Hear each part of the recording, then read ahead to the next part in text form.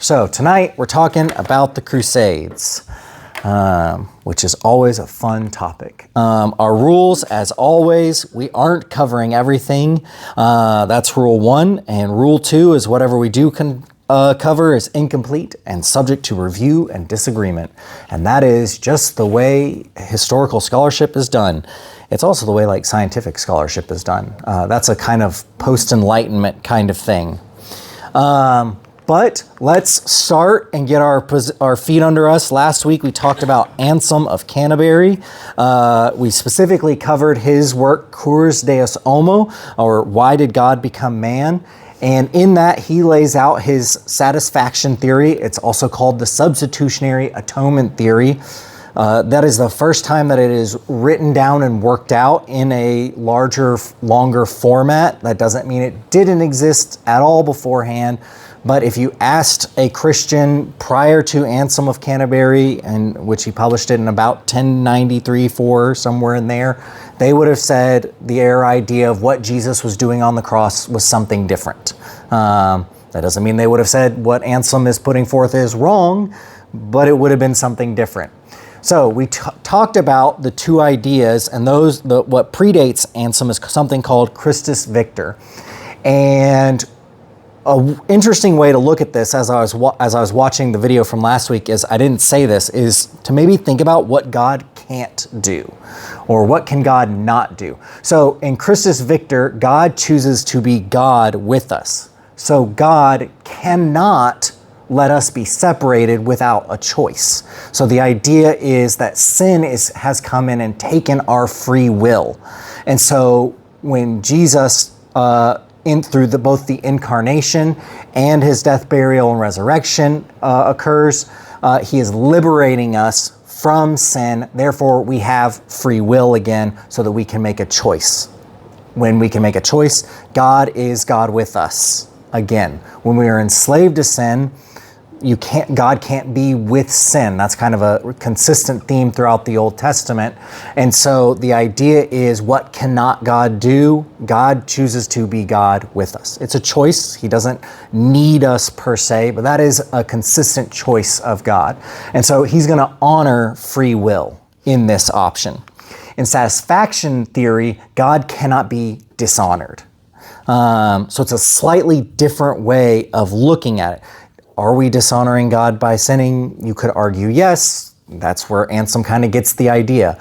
But Anselm's going to lean in hard here and say that God's honor must be satisfied. And since we have dishonored God, we must pay an infinite debt for the infinite dishonor we bring him at birth. And that's original sin. So that he pulls that right out of Augustine's City of God, and is pulling along that thread of we are born in sin, and so we have an infinite debt to pay, and this is the basis of satisfaction theory.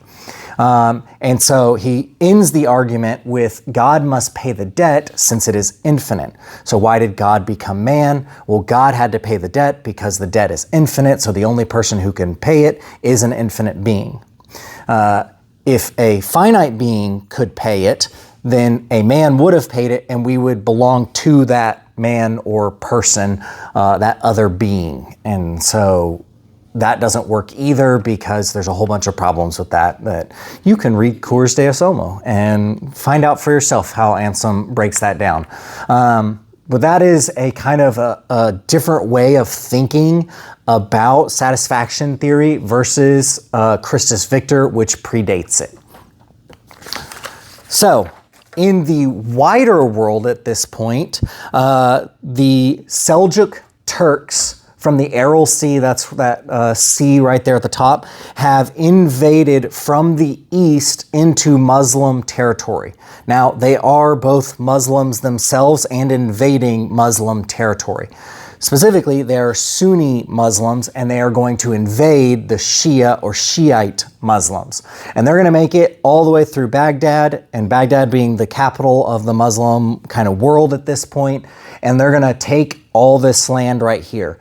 They're going to stop at Egypt for a variety of reasons, and there's going to be a different caliphate that goes across the north of Africa until you get to the Moors, which are also Muslims, but they're the ones in Spain. And we're going to talk about them in a minute. So, until the Seljuk Turks, there had been more or less a religious balance kind of held throughout the Muslim Empire.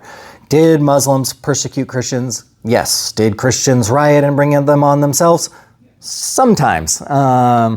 So it was not perfect, but rather it was a balance to be maintained. And at this point, the Muslim caliphates have held Jerusalem and the Holy Land for almost 400 years. And the Seljuk Turks will come in right behind them. So to give you an idea of how long this kind of time period is, that's a long time to hold a city. And for the most part, experience no religious unrest. Were there unrest times? Absolutely. I'm not saying they're not. But for the most part, it seemed to be pretty peaceful. The Muslims in general held a policy that trade kind of came first. And they in general, and still in many ways do today, that the Christians or Jews living among them are simply uneducated. That they will come around to the faith of Islam and the teachings of Muhammad if given enough time. And so we don't need to make it hard on them by persecuting them. Do they get persecuted sometimes throughout this period? Yes. But in general, the idea is a bit of a more kinder way of thinking than we typically hold to. The Seljuk Turks, who are Sunnis, do not hold that opinion. They are going to come in and they are going to religiously persecute Christians and Jews in particular. They are known for destroying the original Church of the Holy Sepulchre in Jerusalem, quite literally just to make the Christians angry. So they're going to come in and upset the balance that is kind of settled in over Mesopotamia, Iraq, and Iran.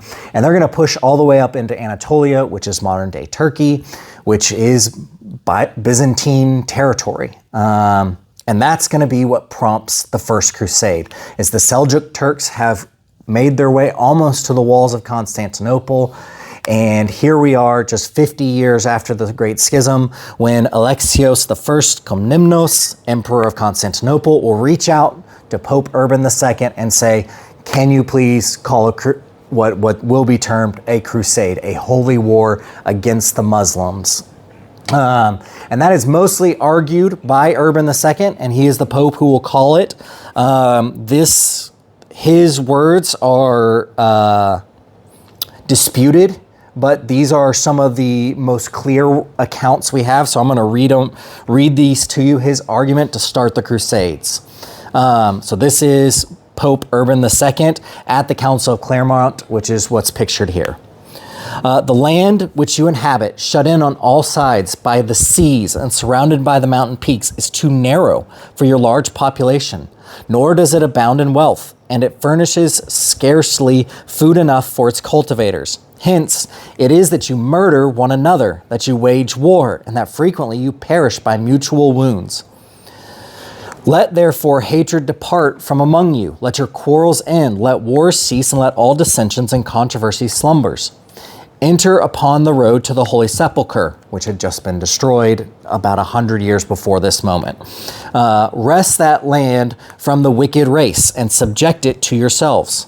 God has conferred upon you above all nations great glory and arms. Accordingly, undertake this journey for the remission of your sins, with the assurance of the imperishable glory of the kingdom of heaven. When Pope Urban had said these things in his urbane discourse, he so influenced to one purpose the desires of all who were present that they cried out, "It is the will of God! It is the will of God!" When the venerable Roman pontiff heard that, he said, "Most loved brethren, today is manifest in you what the Lord says in the gospel. Where 2 or 3 of you are gathered together in my name, there I am in the midst of them.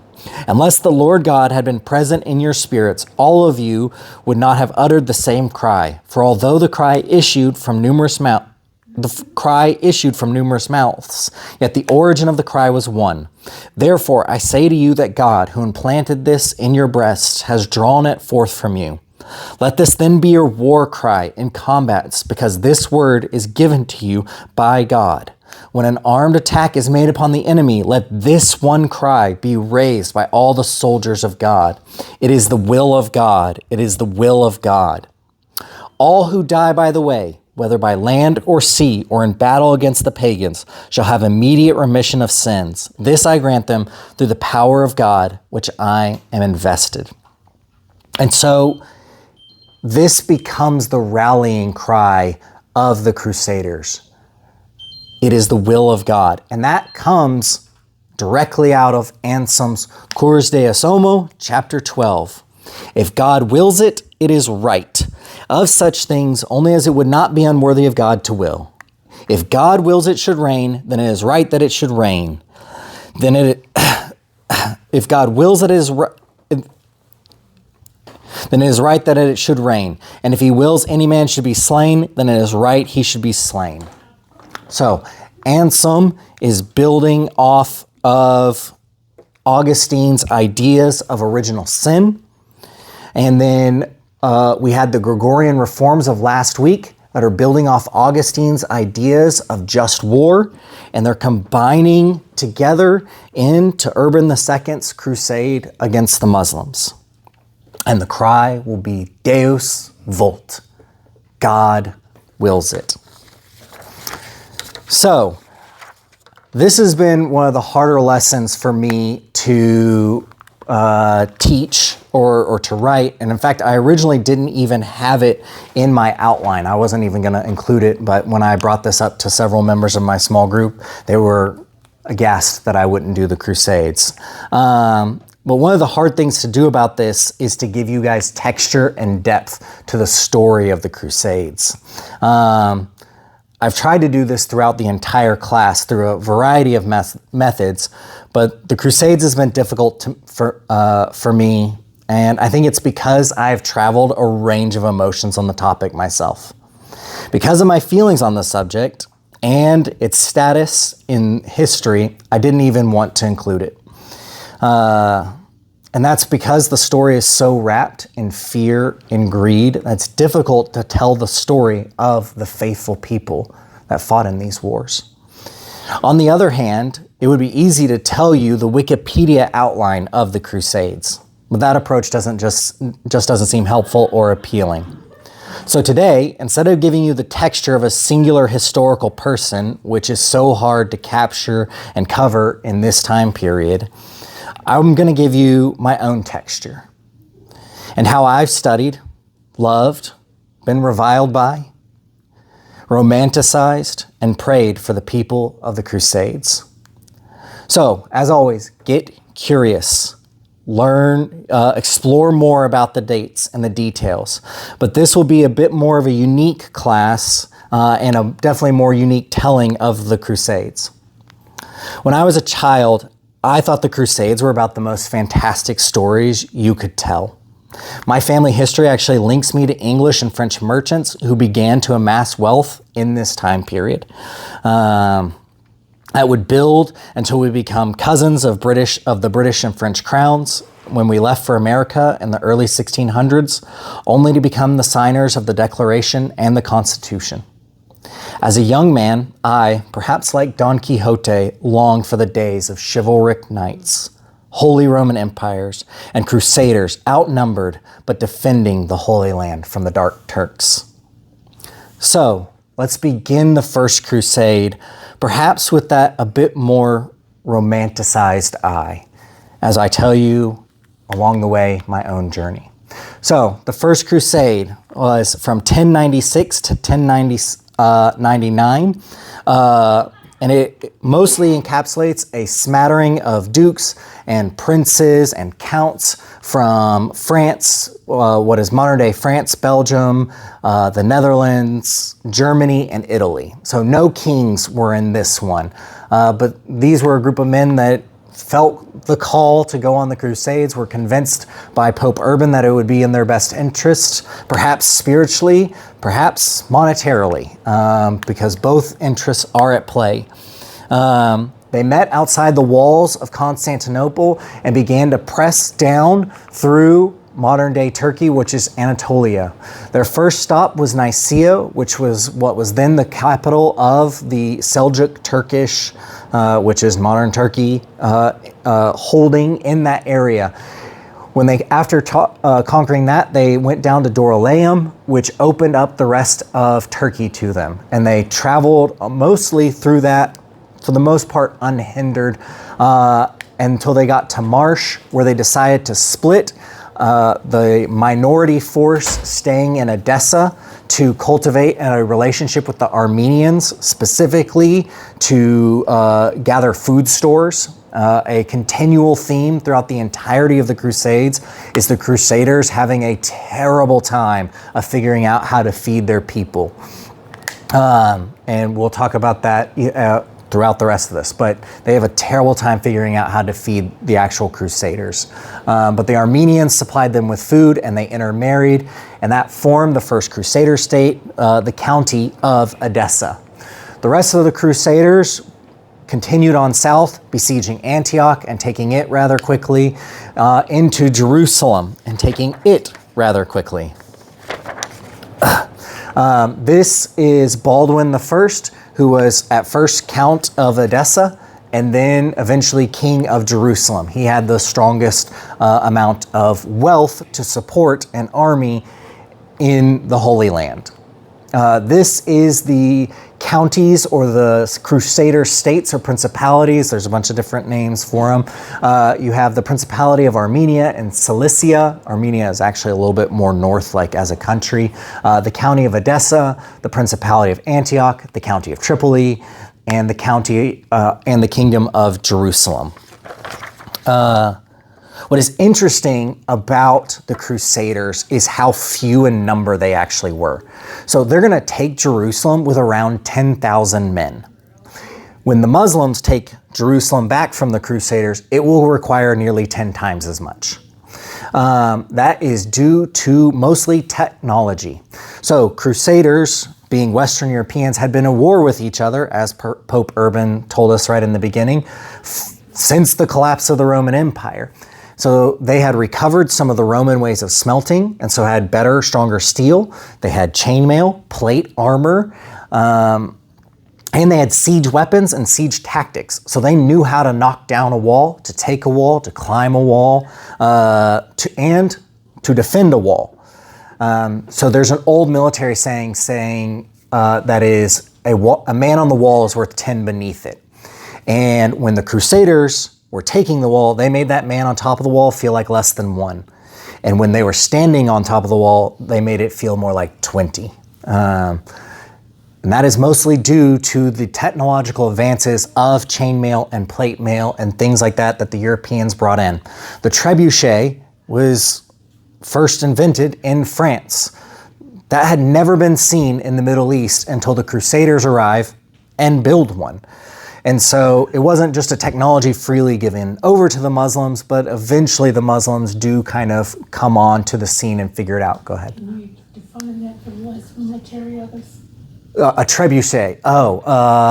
So a trebuchet is a giant fixed catapult. So if you've seen Lord of the Rings, in the third battle, they have a whole bunch of catapults flinging stones at the White City. Those are trebuchets. They're massive fixed catapults. Trebuchets, interestingly enough, will actually be the siege weapon of choice until cannons get more accurate, because they were more accurate. A trebuchet could hit that door and not those doors at about 500 yards.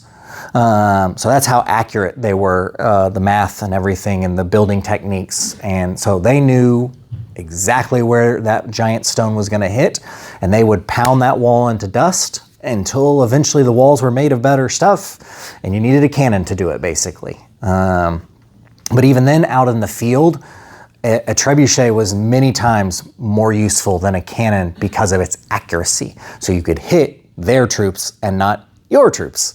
And they were relatively cheap to build because it was made out of wood versus metal. So trebuchets, catapults, battering rams, all of these things were more or less inventions that the Crusaders brought in. And so they had a massive technological advantage, which is one of the reasons why the Emperor of Constantine wanted them to come over. He suspected they had a technological advantage, and he wanted to get that technology for himself a little bit too, which would only strengthen his position holding Constantinople. So the First Crusade was more or less a wild success. What it really accomplished was to split the Turkish Empire into kind of three things. Now, it was already split into the Fatimid and the Great Seljuk Empire, which you see on this map. But the Crusader states holding the Kingdom of Jerusalem made sure there was a wedge between them so that reinforcements couldn't get back and forth or trade couldn't get back and forth without paying heavy tolls and things like that. You could tax them, all the good stuff that comes with actually owning territory. The county of Edessa, being the oldest Crusader state, also, as you can tell from the map, is the most exposed. And so it will fall, which sparks the Second Crusade. The Second Crusade will be from 1147 to 1150. So for those of you keeping track at home, that's about 50 years later. So from 50 years, more or less, a whole lifetime, the Christians held without much challenge those Crusader states on this side. The Battle of Ascalon is a fortress and a port that was kind of their last victory that they needed to secure their standing. The other thing the Crusaders brought in was a newer type of irrigation. So based off of the Roman aqueducts without the Roman actual stonework and things like that. And so they were able to feed themselves once they got in. But the traveling armies, huge problems. And so the Muslims, knowing this, having lived in the area for 400 years, are constantly going to be able to use the idea or their lack thereof of food to beat the Crusaders. So eventually the Seljuk Turks are going to reunite between Turkey and the greater Muslim Caliphate, and they're gonna take Edessa, and the fall of Edessa is gonna prompt the Second Crusade. Now, the Second Crusade is really interesting because the Crusaders opened up two fronts. The first front is obviously gonna be in the Holy Land, but that front won't start until after the other front, which is gonna be in Spain, is closed. So in Spain, they're going to open up a crusade against the Spanish Moors. They will eventually conquer Lisbon in 1147. And this is the surrender at Lisbon. And so if you think of where Portugal is today, at this point, more or less, that's what this crusade conquered, was eventually the Kingdom of Portugal. And so there you go. What is interesting again about this crusade opening up a second theater is that overall the Muslims were fairly peaceful. Were there skirmishes between Christians and Muslims? Absolutely. I'm not ever saying there wasn't. But in Cordoba, for example, that'll be the city of the hometown of the Jewish great Maimonides, and some of the first attempts to compile Plato, Aristotle, Cicero, and others to be set into print. And that will happen while the Muslims hold Cordoba. That is a undertaking that requires multiple nationalities, multiple language, and that kind of gets at this idea where the Muslims were tolerant of other faiths and ideas. Did they raid Christians? Yes. Did they persecute Christians? Sometimes. Yes. Did the Christians do it back to them? Absolutely. But picking up this crusade was an interesting kind of start point because there had only ever been skirmishes so far. And so the Crusaders are very successful in taking Lisbon, and they will hold Portugal until today. It's still Portugal today. The other front will come mostly from the French and German kings, Louis VII. I think it's Louis. Yes, Louis VII and Conrad III.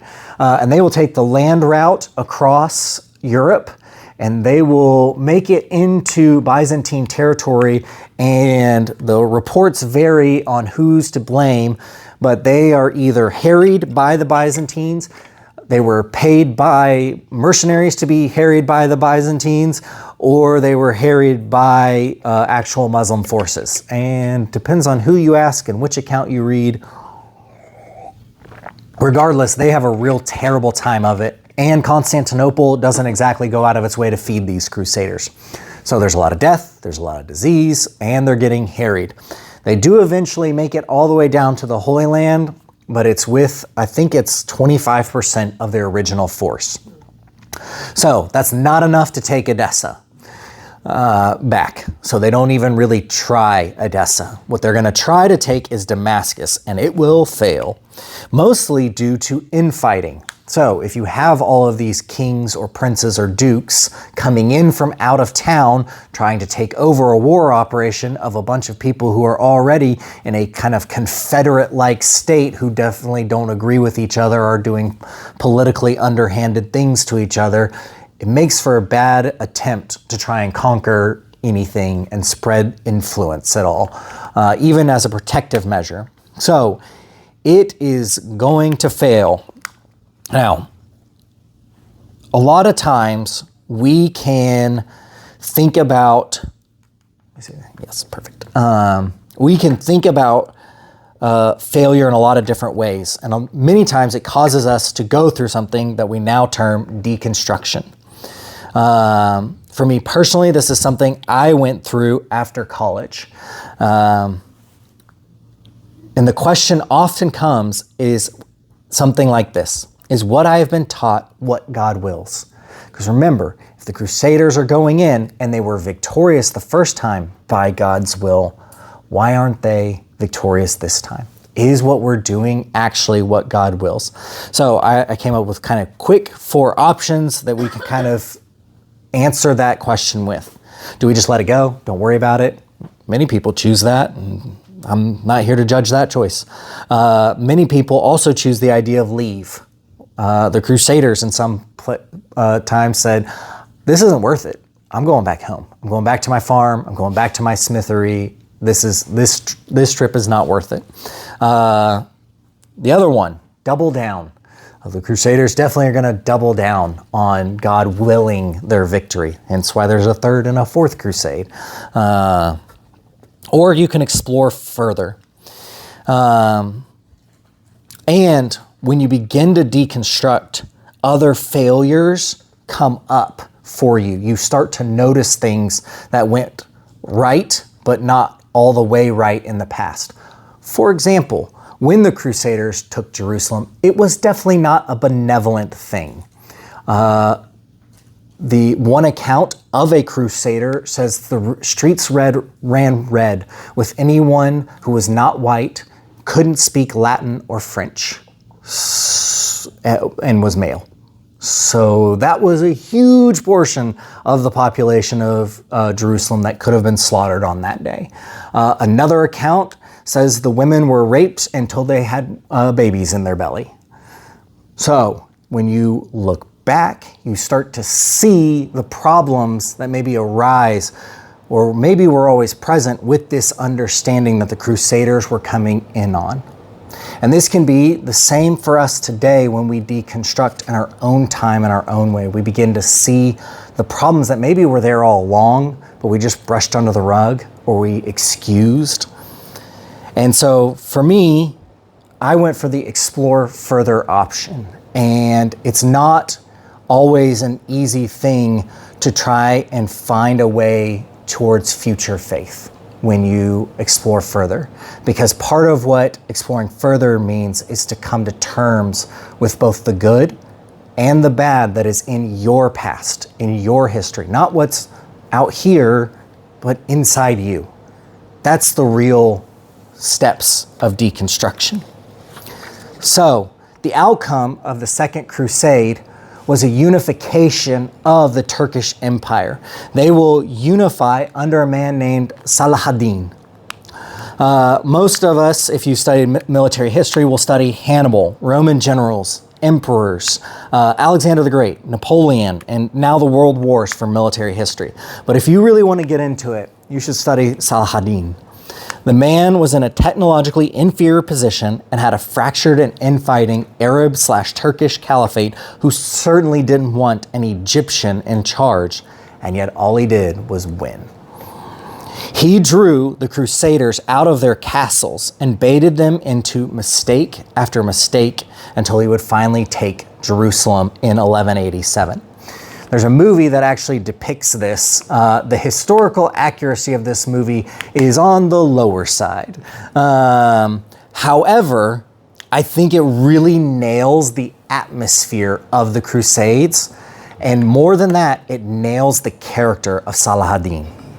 It gives you a really good look into who he was, his motivations, and how he actually behaved from both history that we have from both Crusaders and Muslims alike. This is one of the few characters in like all of history where more or less everyone kind of agrees on, which is fascinating. And I think Kingdom of Heaven, this movie, does a pretty good job of portraying him and who he was.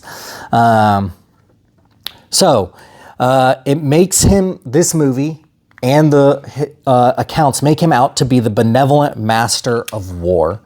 Did it mean he didn't slaughter the Crusaders? Absolutely not. He absolutely killed a whole bunch of Crusaders. But he also strategically let the common people go, much to the chagrin of his inferiors in his Muslim circles and by the Crusaders, because he was actually being nicer to the Christians than many of the Crusaders were being as a Muslim. He was also wisely the first Muslim to restore the older ways of allowing Christians and Jews to worship at their holy sites. So he's actually going to sign a treaty with the Crusader states after he takes Jerusalem, and he doesn't have to do this to allow pilgrims to come and worship. Now they must be unarmed because he's not an idiot, but if you want to come worship at the Church of the Holy Sepulchre, which has been rebuilt by this point, you can. As a Christian, you can come in unarmed. I mean, you might be mugged in the city or something like that, but that's not any different than New York today. So I don't know that you can put that on him. But you could come in, and the Jews as well could come in and worship at their holy sites in Jerusalem specifically. And again, if it was in Jerusalem specifically, it also held around the Holy Land as well. Now, again, you had to be unarmed, but you could come in and worship. He was actually, in many ways, a kinder version, or the version of a general that most of us probably hope for out of our generals. Someone who knows how to win, but is nice about it, does it in the mostly right way. I mean, he's not perfect. Don't hear that. He's not perfect. But, and so he will drive the Crusaders back to just the small little principality of Antioch and the county of Tripoli, and unite all of the Turkish Empire under him for the most part. Was there infighting? Absolutely. He did not like being a politician from the accounts, but he was too good of a general for people to disagree with him. Again, because he was in a technologically inferior position and still overcoming. There's a story of the Crusaders as they're coming down, and this is in the Third Crusade, and they are outnumbered as a force of 3,000 against 33,000 or 50,000 horse archers, and they will win the battle. That's the difference in technology here, because you don't just win a battle outnumbered 10-1 in the open field without figuring out your military tactics and technology. And so the Crusaders, when they got to the Holy Land and actually started fighting battles, knew what they were doing. The politics was a completely different story, and their after behavior of the battles, also a completely different story. So with the fall of Jerusalem, Pope Eugene III, I believe, will be the one who will call the next crusade. And this is perhaps the most famous of the crusades. It is I like to call it the King's Crusade, because you will have King Philip II of France, King Richard of England, the Lionheart, and Frederick I, Emperor, Holy Roman Emperor Frederick I Barbarossa. They all join in on this crusade together. And the issue is they take two different routes. So Louis and Richard are going to take the sea route, and they're going to take Cyprus so that they have a landing, staging, planning area without being harried by Muslim horse archers, more or less, so that they can hopefully align and figure out their differences. Now, do the French and English get along today? Not really. They really didn't get along back then.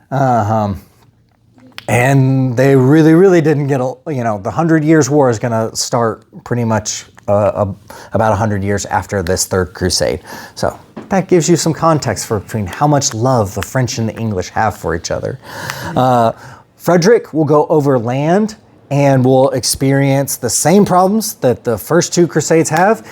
Men are going to starve, they're going to get sick from disease, they're going to die, and he's going to get down there with a force of about 10,000. He's going to win his way through Turkey, have a horse riding accident in a river, and the horse is going to drop him in the water. Fall on him, and he's going to drown and die. His son will try and carry on the crusade, but by the time he gets there, they basically ship him back to Germany. They're like, you're not helping us here. We've got enough problems and enough ego between Philip and Richard. This is Philip II arriving in Aleppo. And you can see he's got the fleur-de-lis little signs there, and they're going to take Aleppo from Saladin. This is Richard the Lionheart leaving. He will not make it all the way back to England in one piece. He will be captured along the way and ransomed for the princely sum of about $3 billion in today's money. So if you've heard the story of Robin Hood, King John is his brother. Why does King John need to raise the taxes and collect so much money? It's to pay for Richard's crusade. Now, if you watch Robin Hood or read any of the legends and folklore, what do all the people want? They want King Richard back. But if Richard had never left, they probably wouldn't have had the problems. Or if they just let him go, again, probably wouldn't have faced the same taxes. But they really wanted King Richard back, and they got taxed for it. And that's why we have the Robin Hood. The Third Crusade will be another failure. We have 4 minutes left. So as I said, this one's going to be fast. But when we get to this point, we go, why do all this? Why do all this crusading? If Saladin is going to sign peace treaties with the Emperor of Byzantium, the Pope, and the remaining Crusader states, that Christian pilgrims can come and worship in the Holy Land relatively safely, I mean, as safe as anywhere throughout Europe, why do all this? And that's when we're going to get to the Fourth Crusade. The Fourth Crusade is going to be mostly led by the Venetians, and the Venetians are going to wait until Saladin has died. Saladin will die in about 10 years before this, and they're going to go after not the Holy Land in particular, they're going to go after Egypt. Why? Because there's tons of food in Egypt. There is paper in Egypt, which is a growing commodity in administrative and papal Europe. And it's really close to the Suez Canal, so it links them directly with the Silk Road so that they don't have to pay taxes and tolls to get their merchandise from Constantinople before shipping it to the rest of Europe. So the Venetians are initially going to go to the siege of Zara, which is in the modern day Croatia. So that's just north of Greece. The Dalmatian coast. And the Venetians mostly siege it so that they can extract money so that they can pay for the crusade. And then they just don't go to Egypt. So instead of going to Egypt, they go to Constantinople, because if you can go to Constantinople, you still don't have to pay Constantinople's levies, tolls, and things like that. And so they're going to siege not the Muslims, but the Christians. And they will sack Constantinople in April of 1204. And Constantinople, like Rome before it when it was sacked by Alaric in 410, will never be the same. They will breach the walls for the first time in about 1,000 years. The walls of Constantinople were built in 330 and they fall in 1204, so that's 900 years of walls that fall. It is considered a total strategic failure, although, and it's going to irrevocably weaken the Byzantine Empire. This is what this is one of the accounts of it. It says, the Latin soldiery subjected the greatest city in Europe, and it's still the most populous city in Europe, twice the size of London, to give you some sort of example, which is London's number 3. The Latin soldiery subjected the greatest city in Europe to an indescribable sack. For 3 days, they murdered, raped, looted, and destroyed on a scale which even the ancient Vandals and Goths would have found unbelievable. Constantinople had become a veritable museum of ancient and Byzantine art, an emporium of such incredible wealth that the Latins were astounded by the riches they found. Though the Venetians had an appreciation for the art which they discovered, they themselves were semi-Byzantines and saved much of it, the French and others destroyed indiscriminately. Halting to refresh themselves with wine, violations of nuns, and murder of Orthodox clerics. The Crusaders vented their hatred for the Greeks most spectacularly in the desecration of the greatest church of Christendom. They smashed the silver iconostasis, the icons, and the holy books of the Hagia Sophia, and seated upon the patriarchal throne a whore who sang coarse songs as they drank wine from the church's holy vessels. The estrangement of the East and West, which had proceeded over the centuries, culminated in the horrible massacre that accompanied the conquest of Constantinople. The Greeks were later convinced that the Turks, had they taken the city, would not have been as cruel as the Latin Christians.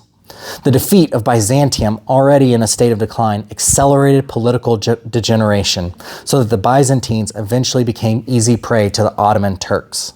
The Fourth Crusade and the crusading movement generally thus resulted ultimately in the victory of Islam, a result which was of course the exact opposite of its original intent. That's in the Eastern sphere. The Western sphere, or Spain, will continue on. So this is at about 700 or 800. What is green is Moor, or the Emirate of Cordoba.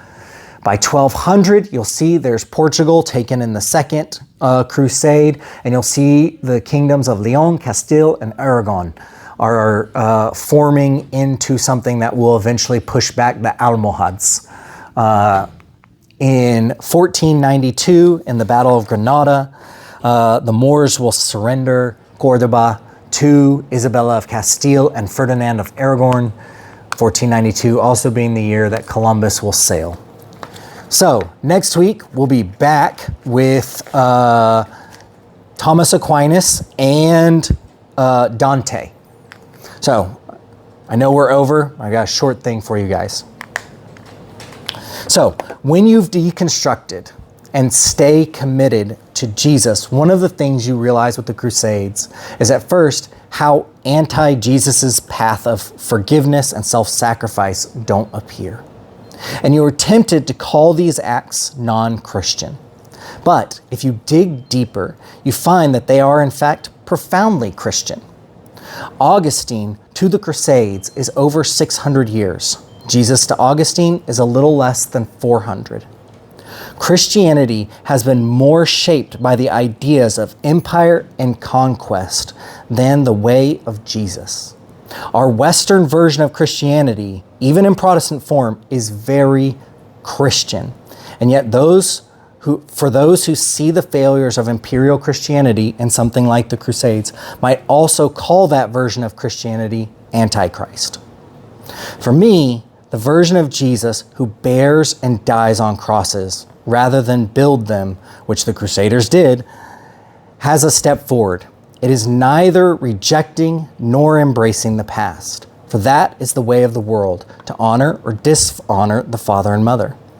It is instead to look at what has come before us learn how it has shaped us, and let Christ and the Holy Spirit renew our minds to share in the minds of Christ and learn in little ways how to bear crosses for the people around us.